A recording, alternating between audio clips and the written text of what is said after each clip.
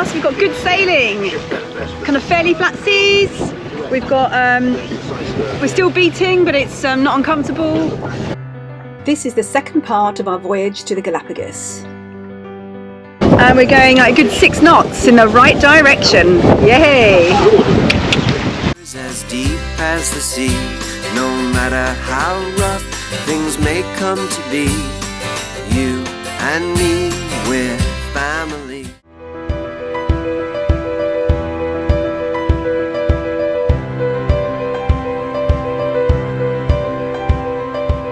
Day 6 and I'm feeling a lot better because the sea's flatter, so I'm back in the galley. I'm making another spring vegetable soup. That seems to be the thing that works, but obviously the vegetables are running out, so it's what I can find in the freezer. But I was just having a look at where these vegetables are from. So we've got the spinach is from Mexico, the broccoli is from Ecuador, just up the road, and the peas, which I was quite surprised, but they're from Spain for us. And we've got the good old white cabbage that lasts forever. Spring vegetable soup again. But I should say that with that soup we're having fresh bread that Woody has been making, so that should be quite nice. There it is. It's been really windy and choppy, and everything got thrown off through the galley. So the microwave that was there is now gone, and we haven't quite assessed the damage properly, but I know the door is broken, so I don't know whether that's repairable, and I don't know whether it works anymore. The plate from inside also broke, so that's gone. But the sad thing is, yeah, my pressure cooker, I actually didn't use so much. Now we've got lithium, we don't need to use it as much because it was about conserving gas really. But anyway, it's still sad, and that's gone flying, and I'm going to show you the damage on that. So this snapped off. It was just massive choppy seas, and you know, and obviously the microwave needed a brace really on there, which I told Woody, but he told me to trust his sign, so I just left it anyway. Okay, sort out the archive the footage. We've got so many discs with stuff all over the place. I'm just trying to put it all on one disc. It's one of those boring tasks, doing a long passage. Oh yeah, yesterday we watched like 6 movies. But today I put on Footloose for Today everyone. you said only 1 movie in the afternoon, 1 in the evening. Like, no, on weekend. However, I thought I would educate Rowan, them. why did you fall? I would educate them, and I put on Footloose. The thing is, if you're not sick, then you're bored and you want it to end. If you're sick, you like feel ill and you want it to end. Either way, you want it to end. So like, yeah, I'm getting a bit sick of it now because I'm not feeling sick anymore. I'm just feeling. So yeah, like the kids said, day 6, and they were watching way too many movies yesterday. Like, because I found them all on my desktop. There was about 6 movies on there that they've been watching one after the other. So I decided that we need to have some kind of tab on it. We have got lots of nature programs, which I wish they'd be doing that in the afternoon, but no one seems inspired. Day 6, I'm still in the galley, cleaning, cooking, make sure everything's alright. And I'm checking the engine, I'm skippering and navigating. Honestly, might as well just be a solo voyage, I tell you. I don't know what Ellen McCarthy feels like now. Don't forget that corner there, Woody. So yeah, even though he makes it sound like, you know, that's where he's been for 6 days, it's not true. And actually, I made chicken curry with chickpeas and some sweet potatoes, some peas, the stuff that I can find, and hopefully that will last for 2 nights, so I won't have to cook tomorrow. And Woody made some naan bread to go with it. We're definitely running out of stocks. But yeah, day 6, we're quite happy, making good progress. The wind's dropped a bit now, so we've started going a bit north again, which is annoying. But we haven't had to motor today. We thought we'd have to motor all day, so that's been really nice. So yeah, annoyingly, we're sort of starting to go up there, but the wind should come from here, so we should be able to come back to port. Well, I think it's about day 7 now. I've kind of lost track a little bit, and conditions couldn't be any different. We spent the first half of this journey just going absolutely nowhere. We was kind of tacking up and down the south coast of America, barely inching our way west to the Galapagos Islands. The wind and the current was just always against us, and there was times we actually thought of just landing in Ecuador and waiting it out.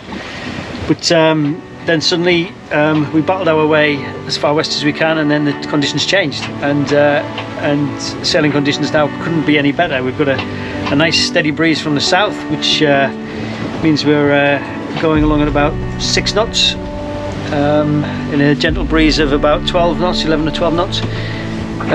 Sea conditions are fairly flat and benign, and the sun's come out. It's amazing how much sailing can change and how much it changes your mood. I mean, I remember as we were kind of pinned against the South American coast, tacking up and down and going about 7 or 8 knots, just going up and down and getting absolutely nowhere. At one point Navionics was saying it's going to take us 40 days to get to Galapagos. I mean, there's nothing more demoralising than that. And the kids are saying, are we nearly there yet? I said, well, yeah, actually it's going to be another 40 days. But now we're looking just under 2 days to get there. The weather forecast has been notoriously wrong all the way, so we're not going to count our chickens just yet. But looks like we've got southerlies here on in. But this is lovely. This is absolutely, when you kind of picture sailing around the world and you want a kind of that ideal sort of picture in your head, this is it. Flat seas, sun out, steady gentle breeze, and tanking along at 6 or 7 knots towards your destination.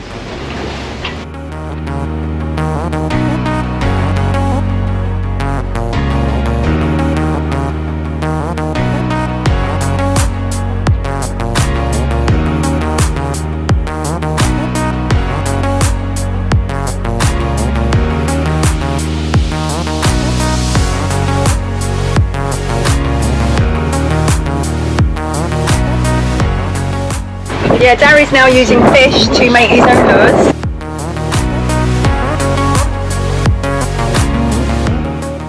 I need help on doing this.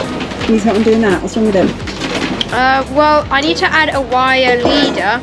Otherwise, like yesterday, the fish will bite through the line. Yesterday, a fish bit through wire though. A fish just straight through. And Woody's busy in the galley again, cooking up some delights. Oh, look at this. What do you call this, Woody? Pan-fried croque monsieur. Pan-fried croque monsieur. Woody always says that he likes to cook, and he thinks, you know, that I don't cook so well, so... You do, don't you? And so now he's got this opportunity, any passage, I'm like, you can go down there and do what you like down the galley. And so I kind of don't really feel like cooking or eating much. But then, you know, sometimes it's quite nice to have these different things we come have out. toast, the egg, raw egg. In the egg. So we've pre-toasted it. I need help. Just a minute. So nice soaking in the raw egg. And then we have oil in the pan. Well, sometimes he can make something that tastes nice, but sometimes it's just a total disaster.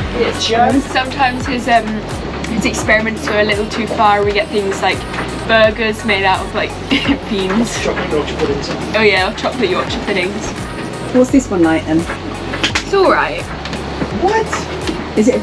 I've never really liked like this like omelettes and stuff, so it's not really my thing. There's the usual challenges in the galley, which is basically you're heeled over, so you've got to brace yourself. So everyone, you notice, they do it naturally. Everyone's sort of bracing themselves, and the cooker tells you how much the boat's heeled over. So as you can see, that's the flat surface, and the cooker just moves and keeps it flat. Do you like it? Like what? What are you eating? Wait. Cheese and ham with ketchup. How about the egg? Do you not like the egg?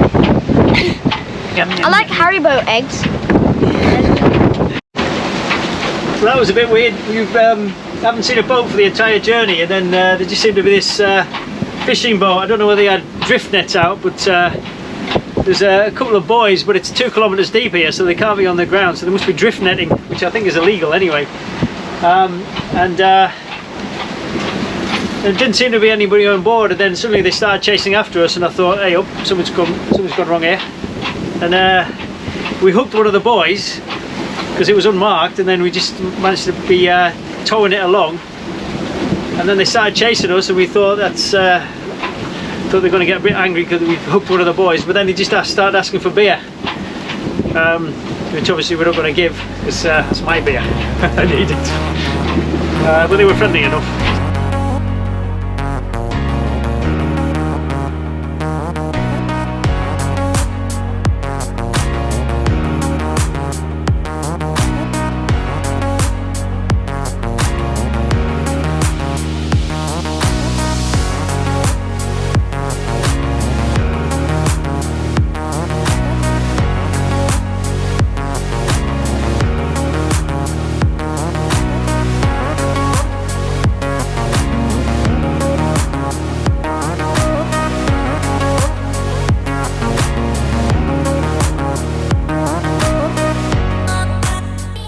Whatever that bird that we had on the solar panels has managed to crap all over the solar panels.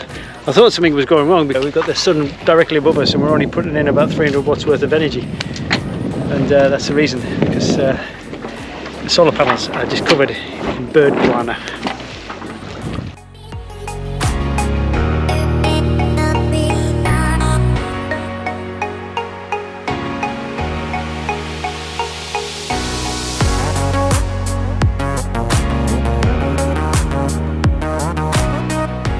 We also discovered that the main sheet was loose and actually had come out of its shackle. So while I took the load, Woody was able to re-thread the main sheet back into its shackle.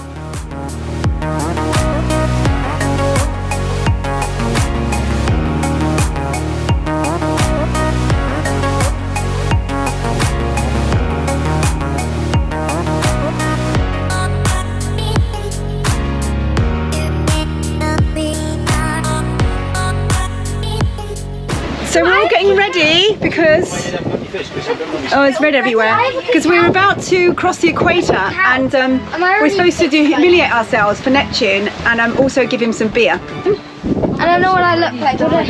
You're covered in red. You guys done? I'm debasing myself in front of Neptune.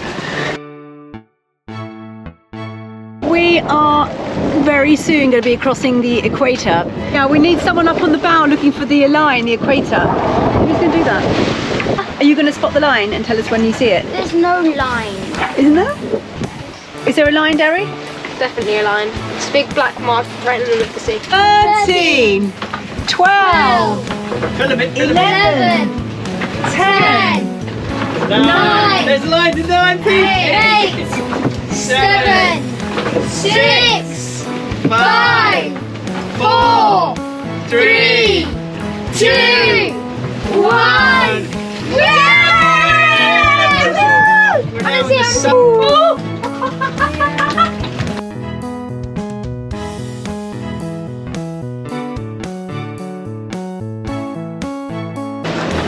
Keeping us safe and respecting his sea, and hopefully he'll keep us safe in the southern hemisphere as well. Alright, let's go Poseidon. There you go. He's up. Thank you. Thank you, Poseidon. Thanks, Neptune.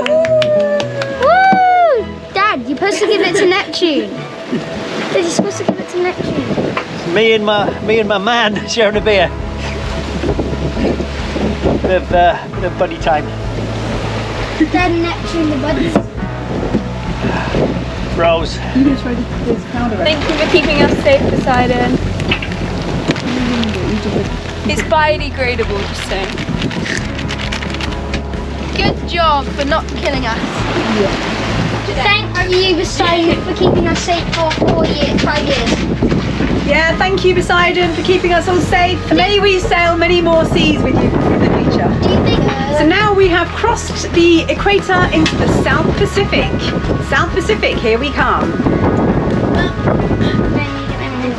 So we've just passed the equator, and one thing we've noticed, I don't know if it's an equator thing, but there's a rainbow completely surrounding the sun. What time is it? It's kind of getting on for midday. We're on the equator, so maybe it's something to do with our geographic location. I'm not sure, but it's quite a sight. I've never seen anything like that before. How are we doing, Derry? Neck the line out a bit more.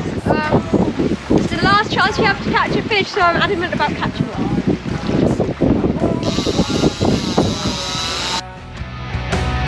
But tick-tock, if you are gonna take a shot, then come at me with all you got around. Just let me go.